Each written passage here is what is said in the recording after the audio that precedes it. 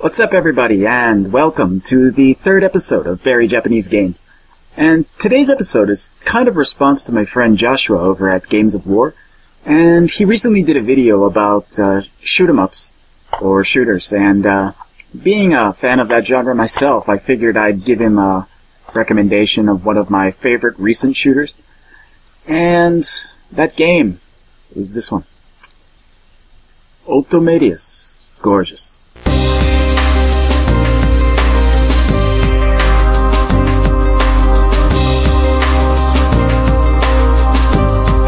Otomedius Gorgeous is a side-scrolling shooter made by Konami.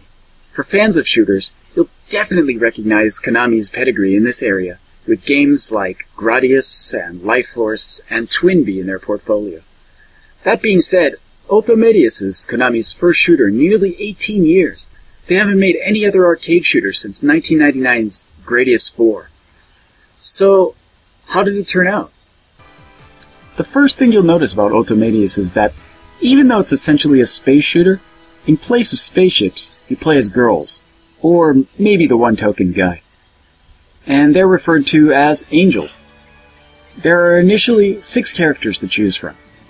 And the characters are really where the game shines, though not for the reasons you may be thinking. There's almost no characterization. But the great part about the characters is that they're based off of classic Konami shooters.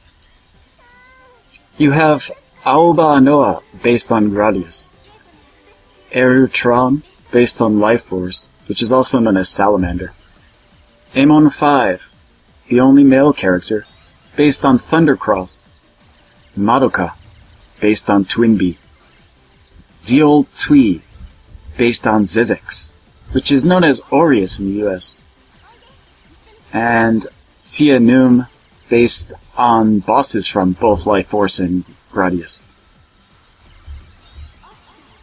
There are also 2 DLC characters based on Gradius Gaiden. Each character has different weapons based on those other Konami shooters, giving the game a nice amount of replayability. Though I'm sure most people will find a specific character that best suits their playstyle. My personal favorites were Amon 5, the only male character, based on Thundercross, and Madoka, based on Twinbee. The game has 2 standard modes: Arcade Mode, which is a straight port of the arcade, and Gorgeous Mode, which is full screen and adds extra levels, though sacrifices some features from the arcade mode, like the charge shot, which kills all the enemies on the screen, and the multiple life bars.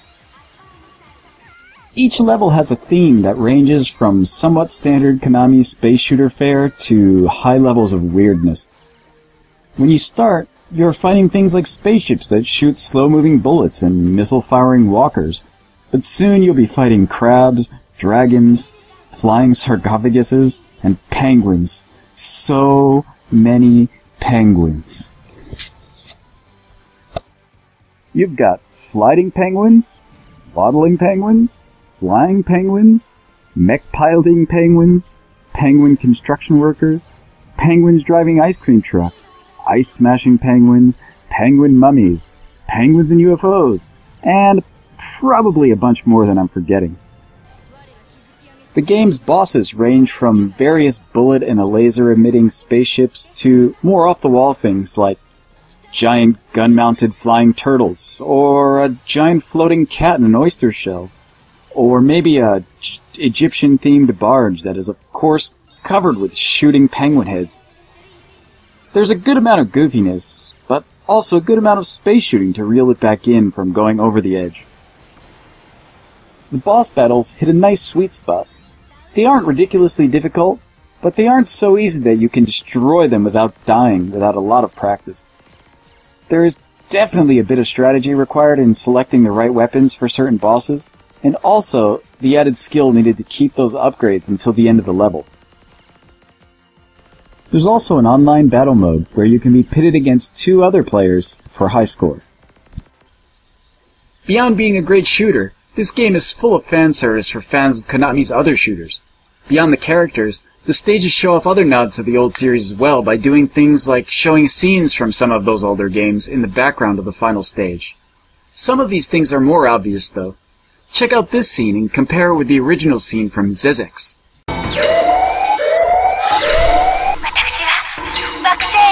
敵の通信ではないようです。このメッセージを受け取った方にお願いします。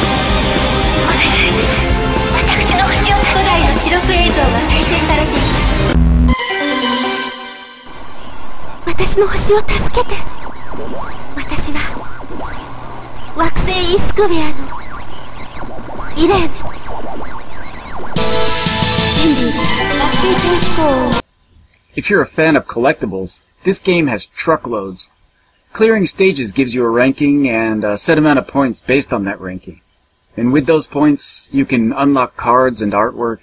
And I didn't really get much into that, but fans of scantily clad anime girls who also happen to be space fighters might spend a ton of time unlocking these. And if you're extremely hardcore about your shooters and need them to be absolutely arcade perfect, there's a super special edition of Otomedius Gorgeous that includes the arcade stick made specifically for this game. The arcade stick adds in the touch controls from the arcade edition, making the game identical to the arcade port. The main downside that I can think of for Otomedius Gorgeous is that the game is not region-free. While relatively cheap, it can only be played on Japanese and Asian Xbox 360s. However, in November, a sequel is being released, Otomedius Excellent, which is being released in North America for the budget price of $30. So, if you're interested in this game, or just a fan of shoot 'em ups, then definitely pick up Otomedius Gorgeous in November. So that ends another episode of Very Japanese Games. Hopefully, I was able to introduce you to another overlooked game that was only released in Japan. So until next time, keep on gaming, and keep on supporting great games, no matter where you live.